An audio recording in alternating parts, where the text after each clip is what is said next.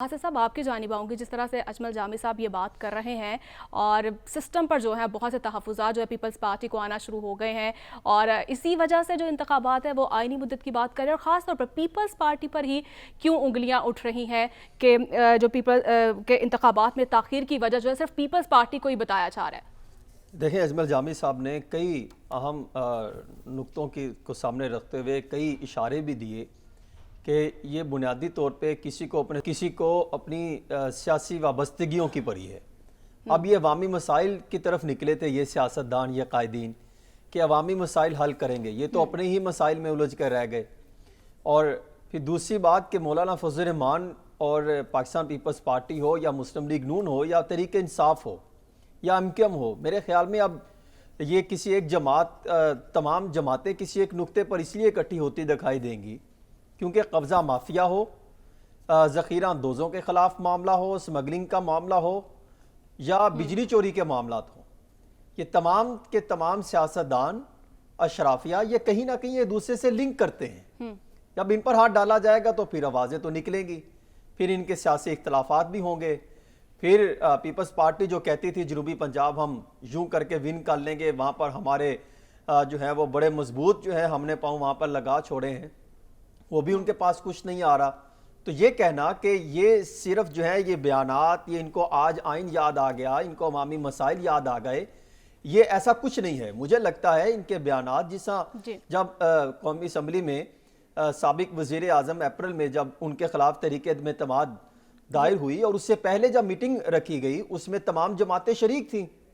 اور اس میں زرداری صاحب سے بھی مشورہ کیا گیا تھا، تمام جماعتوں کے کنسنسس شامل تھے، بالکل تمام شامل تھے۔ اور مجھے یاد ہے کہ یہ گجرانوالہ کے قریب جو قافلہ تھا جو مہنگائی مارچ کا آغاز کیا گیا تھا مسلم لیگ نون کا، اور مریم نواز شریف صاحبہ اور حمزہ شہباز شریف صاحب اس کو لیڈ کر رہے تھے،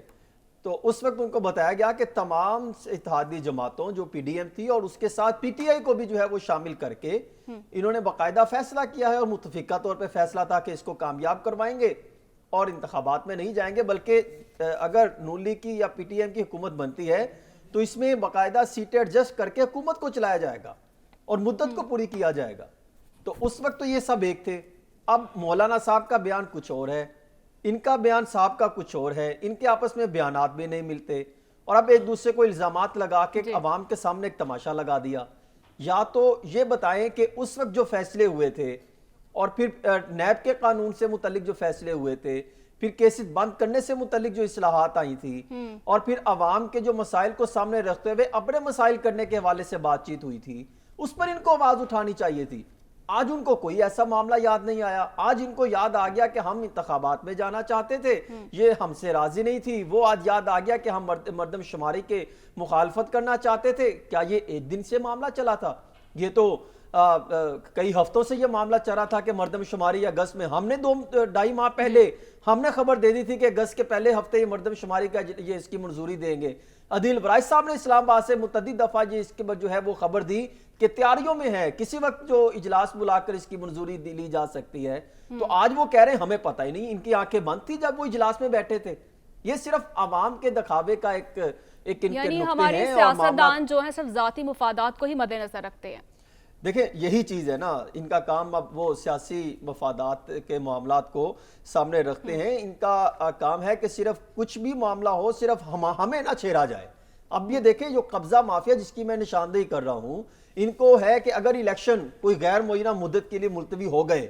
جو کہ اب کہا جا سکتا ہے کہ کہیں نہ کہیں امکانات بھی ہیں، تو اگر ہو گئے تو پھر یہ کہاں سٹینڈ کریں گے؟ تو پھر تو نہ پیپلز پارٹی، نہ مولانا فضل الرحمان، نہ مسلم لیگ نون، نہ تحریک انصاف، سب کے خلاف جو ہے وہ آپریشن ہوگا۔ جو بھی ان کا قبضہ مافیا کو سپورٹر ہوگا، ان کو سہولت کار ہوگا۔ اب بجلی چوریوں کے جب خلاف ایکشن ہونا شروع ہوا تو آپ دیکھیں کن کن کی آوازیں نکل رہی ہیں، کیسے کیسے چہرے بے نقاب ہو رہے ہیں کہ کون کون اپنے جو ہے وہ اپنے ڈیروں پر، اپنے زمینوں پر جو ہے کس کس طریقے سے بجلی چوری کر کے پانی لگانا، فلاں کام کرنا۔ آپ کا کامنٹ آ چکا ہے۔